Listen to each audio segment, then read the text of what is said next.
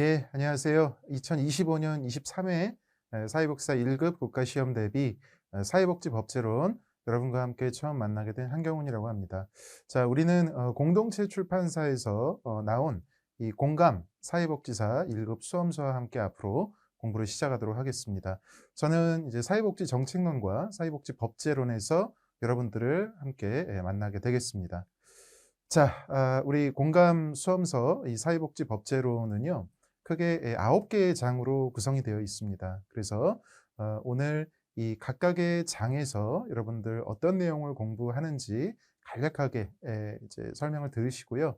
그다음에 또 각 장별로 이 기출 현황은 어떻게 되는지 그것도 간단하게 한번 이야기를 하고요. 그다음 마지막으로 법제론을 임함에 있어서 조금 여러분들이 알아두면 좋을 만한 팁들 뭐 그런 것들 함께 얘기 나눠 보겠습니다. 자, 사회복지 법제론, 예, 다른 세부 영역과 마찬가지로 25문제가 나옵니다. 그중에 이제 첫 번째 주제가 사회복지법의 개념 그리고 사회복지법의 권리라고 할 수 있는데요.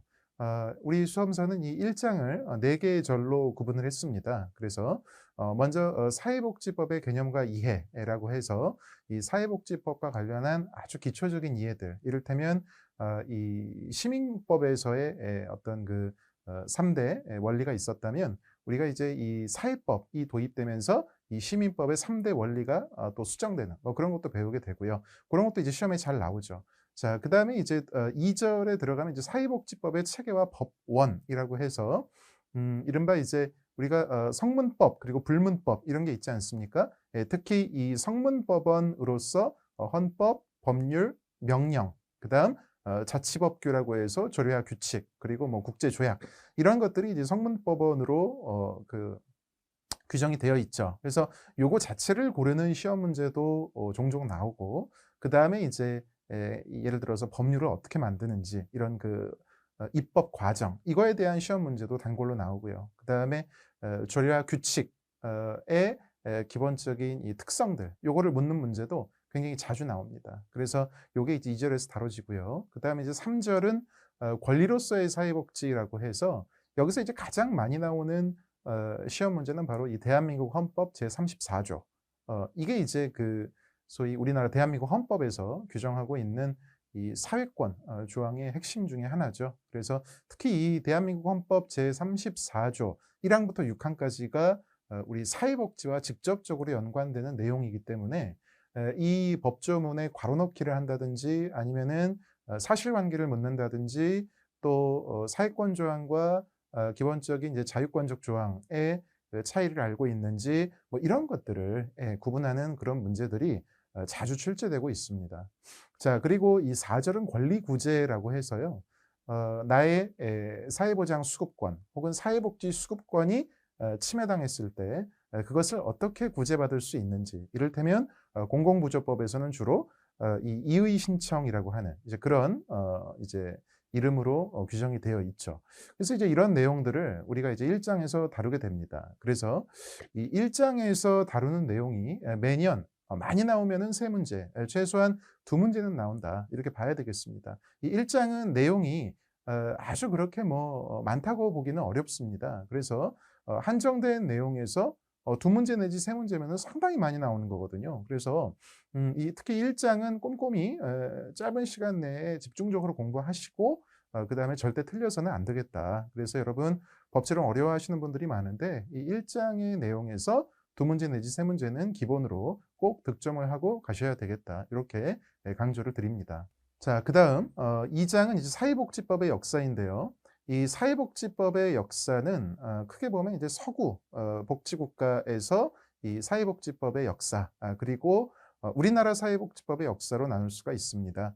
그런데 이제 계속 출제 경향을 보면 서구 사회복지법의 역사에서는 이제 거의 출제된 적은 없습니다. 법제론에서는요. 정책론에서는 이 서구 이 사회복지법의 역사가 그래도 꽤 출제가 되죠. 뭐 구빈법이라든지 그다음에 이 베버리지 보고서 이후에 뭐 NHS 또는 뭐 이 구빈법을 폐지하면서 이제 현대적인 공공구조를 도입한 국민부조법이라든지요.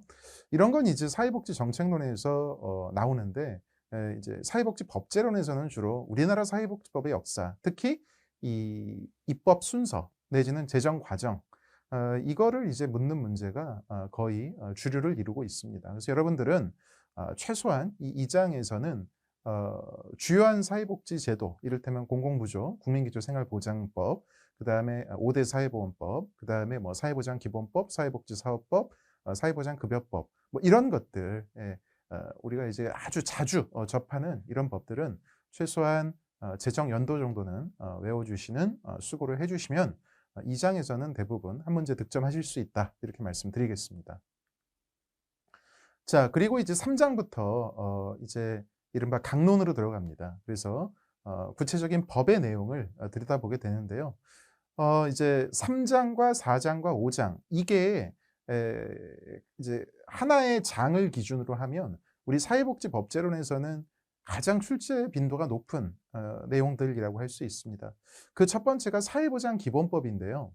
이 사회보장기본법, 그게 이제 제가 5개의 이 절로 내용을 구분했습니다마는 그 어느 이제 하나가 특별히 중요하다기보다는 모든 절이 굉장히 이제 그 출제 빈도가 높고, 그다음에 이 사회보장기본법은 다른 이 사회복지 법률에 비해서 그다지 그렇게 이제 그 내용이 많은 편은 아닙니다. 그렇기 때문에 이게 이제 그 시험에 굉장히 많이 나왔고, 그렇기 때문에 그 어떤 부분이든 그 굉장히 중요성이 다 높다. 그래서 사실상 여러분들 이 사회보장기본법은요, 이 거의 뭐 딸딸딸 외우듯이 열심히 보셔야 됩니다. 근데 그만큼 출제가 많이 돼요. 최소한 2문제에서 많으면 3문제까지도 나오는 부분이 바로 이 사회보장기본법이기 때문에, 여러분 많지 않은 내용에서 3문제가 나온다, 이러면은 전략적으로 정말 꼼꼼히 공부하셔야 되겠죠.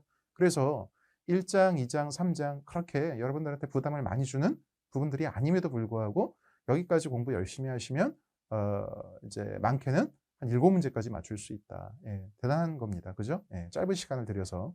그래서 이 사회보장기본법 저와 함께 이제 본격적으로 이제 이후에 공부 한번 해보실 거고요. 그 다음에 이제 4장은 사회보장급여의 이용 제공 및 수급권자 발굴에 관한 법률입니다. 이건 이제 우리가 약칭 사회보장급여법이라고 합니다. 이 사회보장급여법은 이제 제가 5개의 절로 나눴는데요. 크게 보면 이제 2절에 사회보장급여라고 해서 이제 사회보장급여의 그 신청, 그 다음에 자산조사, 그 다음에 급여의 결정, 급여의 실시에 이르기까지 그러한 이제 과정을 다루고 있는, 신청 과정을 다루고 있는 그러한 이제 부분이 있고요. 그 다음에 3절은 이제 사회보장 정보에 관한 것입니다. 그래서 여러분들 이제 사회복지 행정론에서도 배우시게 될 그 행복 이음이라든지, 즉 이 사회복지 분야의 정보 체계, 정보관리 체계죠. 그 다음에 이제 이러한 그 행복 이음, 즉 사회보장 정보 시스템을 관리 운영하는 한국사회보장정보원에 대한 이러한 그 규정들, 이런 것들이 이제 3절에 나와 있습니다. 한국사회보장정보원에 대한 이제 그 시험 문제는 법제론에서 단독으로 한 문제도 나온 적이 있고요. 자, 그 다음에 이제 4절은 사회보장에 관한 지역계획 및 운영체계라고 해서 이 부분은 지역사회복지론의 이 지역사회복지 추진체계, 이를테면 뭐 지역사회보장계획이라든지 또 이 시군구별로 설치하게 되어 있는 지역사회보장협의체라든지 이런 내용들이 나오는 부분입니다. 그리고 또 이제 사회복지 전담 공무원에 대한 규정이라든지, 그래서 이 4절은 법제론에서도 출제 빈도가 높고 지역사회복지론에서도 출제 빈도가 높습니다. 그래서 이 사회보장급여법도 정리를 해보면 이게 이제 법이 2014년에 만들어져서 2015년부터 시행되고 있기 때문에 과거에는 아예 1급에서 출제된 적이 없는 영역입니다. 근데 이제 이 2014년에 법이 만들어지고 나서 이 법의 이제 위상이 상당히 이제 높죠. 중요한 법이고요. 그래서 이제 어느샌가부터 우리 사회복지 법제론에서는 매년 최소한 1문제, 많으면 2문제가 이 사회보장급여법에서 출제되고 있습니다. 역시 다른 법에 비해서 그렇게 뭐 어렵다든지 아니면 뭐 내용이 엄청 많다든지 뭐 그런 게 아니기 때문에 이것도 저는 꼭 맞추셔야 된다라고 강조를 드립니다. 자, 5장은 사회복지사업법인데요. 이 사회복지사업법은 하나의 법으로만 놓고 보면 사회복지법제론에서 가장 많이 나오는 법이라고 할 수 있습니다. 최소한 3문제에서 많으면 4문제까지도 나오는 이제 그러한 부분입니다. 여러분들이 이제 현장에, 사회복지 현장에 나가셔서 이제 임상 사회복지사로서 근무를 하신다고 했을 때 특히 꼭 알아둬야 되는 지식들이 많이 있는 법이기도 하죠. 이 사회복지사업법은 이제 크게 보면 이제 4개의 절로 구분을 했는데요. 이제 그중에서도 총칙, 사회복지법인, 사회복지시설 이쪽이 이제 시험에 단골로 많이 나옵니다. 총칙은 이제 기본적인 정의라든지 그다음에 이제 그 사회복지사에 대한 규정이 있고요. 그다음에 사회복지법인은 말 그대로 이제 사회복지법인의 뭐 3대 요소라고 할 수 있는 뭐 정관, 그다음에 임원, 재산 이런 거에 대한 내용이 담겨 있고요. 그다음에 사회복지시설은 뭐 시설의 설치부터 뭐 사회복지관, 그다음에 뭐 보험 가입 뭐 이러한 그 여러 가지 내용을 또 담고 있습니다. 또 시설 평가도 있고요. 그래서 여러분들 이 사회복지사업법도 그 특별히 뭐 어떤 중요한 부분이 있다기보다는 전부 다 시험에 너무너무 많이 나왔고 중요하기 때문에 통으로 사실상 외우시다시피 열심히 공부하는 게 중요합니다. 처음에는 어색하고 생소하고 잘 이해가 안 되고 그런 부분이 있을 수 있는데 이제 저와 함께 공부하시다 보면 어느샌가 굉장히 익숙해지고요. 그리고 자주자주 보다 보면 굉장히 이제 쉬워집니다. 그래서 여러분 지금까지 이제 봤던 3, 4, 5장 요 3개의 법에서 많으면 이제 7, 8문제가 나오거든요. 예. 그러니까 요 제가 다른 부분은 모르겠지만 이 3, 4, 5장만큼은 여러분들 절대 틀리면 안 된다라는 거를 다시 한번 강조를 합니다. 그다음 이제 6장입니다. 이제 6장은 이른바 이제 공공부조법이라고 해서요. 여러분들 이제 공공부조법이라는 법명이 있는 게 아니고 공공부조 이제 우리가 사회복지 정책에서 배운 소위 이제 공공부조 제도에 해당하는 법들을 모아둔 그러한 이제 장이라고 할 수 있습니다. 공공부조의 가장 큰 특징이라고 하면 자산 조사를 해서 이 수급자를 선정한다는 거죠. 그래서 이제 이 5개의 절로 묶어봤는데 국민기초생활보장법, 긴급복지지원법, 의료급여법, 기초연금법, 장애인연금법이 있는데 이 5개의 사회복지 정책은 모두 수급자를 정하기 위해서 자산조사를 하고 있습니다. 자, 그중에서도 가장 중요한 한 개의 법을 꼽자면 바로 국민기초생활보장법입니다. 국민기초생활보장법은 법제론에서도 보통 한 문제가 나오고요. 많이 나오면 2문제까지는 나옵니다. 자, 그런데 이 국민기초생활보장법의 중요성은 여기서 그치지 않습니다. 일단 사회복지 정책론에서도 한 문제 나온다고 봐야 되고요. 그다음 지역사회복지론에서도 이 자활사업과 관련해서 또 한 문제가 나올 수 있습니다. 이를테면 지역자활센터를 우리 지역사회복지론에서 배우거든요. 자, 그래서 이 국민기초생활보장법은 이 공공부조법 중에서는 꼭 공부를 하셔야 되는 이제 중요한 법이라고 할 수 있습니다. 자, 그리고 긴급복지지원법, 의료급여법, 기초연금법 여기서 이제 해마다 돌아가면서 한 2문제씩은 나오는 것 같아요. 어떤 해에는 긴급복지지원법과 기초연금법이 나오기도 하고 또 어떤 해에는 의료급여법과 기초연금법이 나오기도 한다는 것이죠.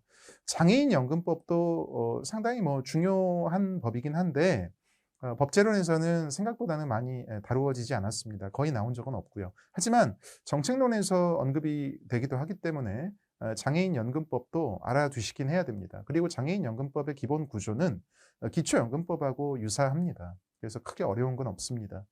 자, 그래서 이렇게 해서 공공부조법 종합해보면 보통 한 3문제, 아주 많으면 한 4문제까지도 나올 수 있는 이제 그러한 부분이라고 할 수 있습니다.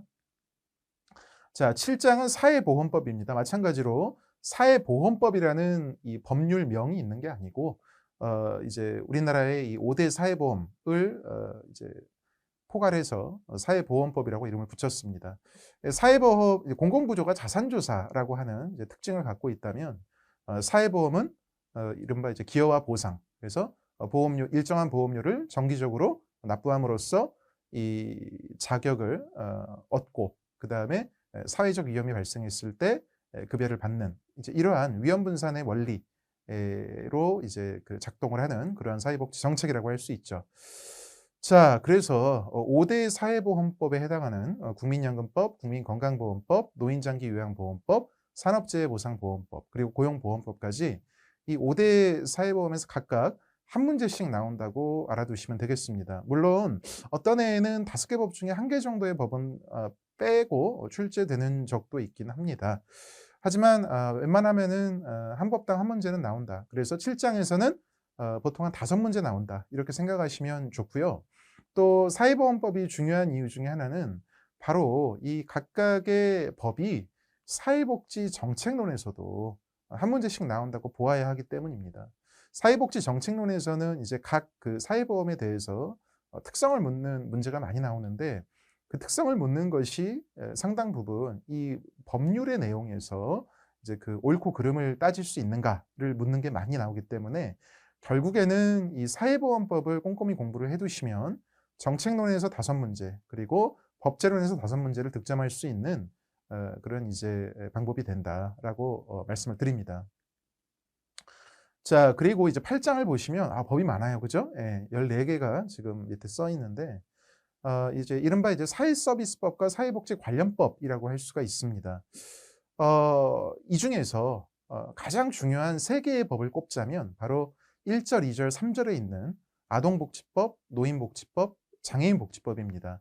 여기서는 한 문제씩 나온다고 봐야 합니다. 예, 그래서 일단 여기서 3문제가 나오고 자, 그다음에 4절부터 13절까지 이제 해마다 돌아가면서 나오는데 이제 그중에서도 한부모 가족 지원법과 다문화 가족 지원법의 출제 빈도가 높은 편이고요. 또 6절과 7절에 있는 성폭력 방지 및 피해자 보호 등에 관한 법률, 그리고 가정폭력 방지 및 피해자 보호 등에 관한 법률도 최근으로 올수록 그 출제 빈도는 늘어나고 있습니다. 그리고 8, 9, 10절까지 사회복지 공동모금회법, 자원봉사활동 기본법, 그리고 정신건강 증진 및 정신질환자 복지 서비스 지원에 관한 법률, 줄여서 정신건강복지법이라고 하는데요. 이 중에서는 사회복지 공동모금회법과 자원봉사활동 기본법이 이제 한 5년에 한 2, 3년 단위로 이렇게 나오고 있습니다. 정신건강복지법은 그거보다는 적게 나오지만 최근에 출제된 적이 있습니다. 자, 그리고 건강가정기본법 이것도 계속 안 나오다가 최근에 한번 나온 적이 있고요. 영유아보육법과 입양특례법은 이보다도 이제 출제 빈도가 떨어지지만 그래도 조금 알아둘 필요는 있어서 일단 교재에는 수록을 해놨습니다. 그리고 이제 마지막으로 14절에 노인 일자리와 관련된 노인 일자리 및 사회활동 지원에 관한 법률 이게 있는데 요거는 이제 노인복지법에서 일부 내용이 이제 이 별도의 노인 일자리 및 사회활동 지원에 관한 법률로 이렇게 분리된 겁니다. 그래서 14절의 내용도 아주 간략하게 교재에 실어놨습니다. 자, 어쨌든 정리를 하면요. 8장은 최소한 매년 한 5문제, 많으면 7문제까지도 나오는 그런 이제 소위 문제가 많이 나오는 부분이라고 할 수 있습니다. 이 중에서 다 중요성은 높지만 아동복지법, 노인복지법, 장애인복지법 같은 경우는 여러분들 가능하다면 법의 원문 혹은 우리 교재의 내용을 외우시다시피 열심히 공부해 주시면 또 좋은 성과 거둘 수 있으리라 생각이 됩니다. 특히 이제 이 아동복지나 노인복지, 장애인복지법 같은 경우는 내용이 좀 많아 보이지 생각보다 그렇게 어려운 내용은 아닙니다. 그래서 이건 얼마나 성실하냐에 따라서 몇 문제 더 득점할 수 있냐 아니면 틀리느냐 이런 게 좀 좌우될 수 있는 그런 부분이다. 이렇게 또 말씀드릴 수가 있겠습니다. 자, 그다음에 이제 9장은요. 사회복지에 관한 판례라고 해서 이제 주로 사회복지에 관련한 이 대법원의 판례라든지 아니면 헌법재판소의 결정례에 대해서 주로 이제 중요한 내용들을 좀 살펴보는 이제 그러한 부분입니다. 9장은 여러분들이 이제 이건 매년 나오지는 않고 판례는 경년에 한 문제꼴로 나오고 있습니다. 그래서 경년에 한 문제꼴로 나오고 있기 때문에 여러분들 정말 시간이 없으면 스킵할 수도 있지만 그래도 고득점을 노리기 위해서라면 그래도 주요한 판례에 대해서는 좀 이해하시는 것이 사회복지법에 대한 그 이해의 깊이를 넓히는 부분이 될 수 있겠다 이렇게 말씀을 드립니다. 자, 이렇게 해서 우리 공동체 출판사에서 출간되는 이 공감수험서의 사회복지 법제론 1장부터 9장까지의 내용을 정말 간략하게 살펴보았습니다. 자, 법제론 많은 분들이 어렵다고 생각을 하시지만 가만히 뜯어보면 그 어느 영역보다도 좀 이 기본적인 점수를 올리기에는 어떻게 보면은 상당히 쉬울 수도 있다 이렇게도 말씀을 드립니다. 왜냐하면은 이제 1장과 2장 같은 경우에 한정된 내용에서 시험 문제가 나오는 부분들이 굉장히 이제 좀 정해져 있는 편이고 그 다음에 이 3, 4, 5장에서 많으면 이제 사회복지의 이른바 기본법률 3법들이죠. 사회보장기본법, 사회보장급여법, 사회복지사업법 여기서 또 많으면 이제 7, 8문제가 나오고요. 그죠? 그래서 사실은 여기에서만 절대 틀리지 않고 다 맞추셔도 25문제 중에 10문제, 11문제 요거면 이제 기본적으로 꽈락은 면하는 그런 이제 선을 돌파하게 되는 거거든요. 예. 그리고 이제 나머지 제가 이제 짚어드렸던 뭐 공공부조 사회보험, 그다음에 사회서비스의 세 가지 법들 이런 것들 좀 잘 공부해 두시면 고득점 노리기에 그렇게 어렵지 않은 이제 영역이라고 할 수 있습니다. 자, 그리고 이 사회복지법제론을 공부하시면서 사실은 그런 거죠. 여러분들 이제 막상 모의고사나 아니면 시험에 응하시다 보면 내가 공부한 거에 비해서 당황스러운 문제들이 많이 나올 수 있습니다. 왜냐하면은 여러분도 현실적으로 사회복지 법령의 모든 내용을 다 외울 수가 없잖아요. 외울 필요도 없고. 예. 그래서 문제를 풀다 보면 5개의 지문이 5개의 보기가 있지 않겠습니까? 근데 그 보기 중에서 가만히 보면 한 두 개 내지 3개, 많으면 4개까지도 이거 내가 본 기억이 없는데 아니면은 봤는데 이거 헷갈리는데 외우질 않았는데 그런 보기들이 생각보다 되게 많아서 당황스럽습니다. 예, 그런데 그럴 때는 절대 당황하지 마시고요. 대체로 보면요.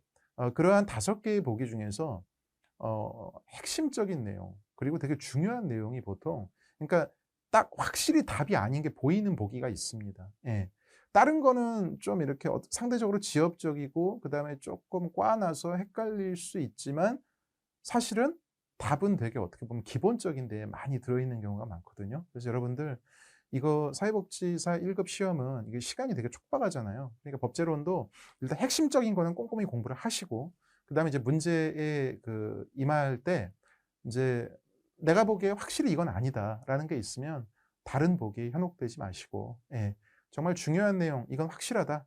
확실하게 맞다. 혹은 확실하게 틀리다. 그래서 이게 정답이다. 라고 확신이 드시면 그걸 고르시는 게 의외로 상당히 이제 정답률을 높일 가능성이 크다. 이렇게 말씀을 드립니다.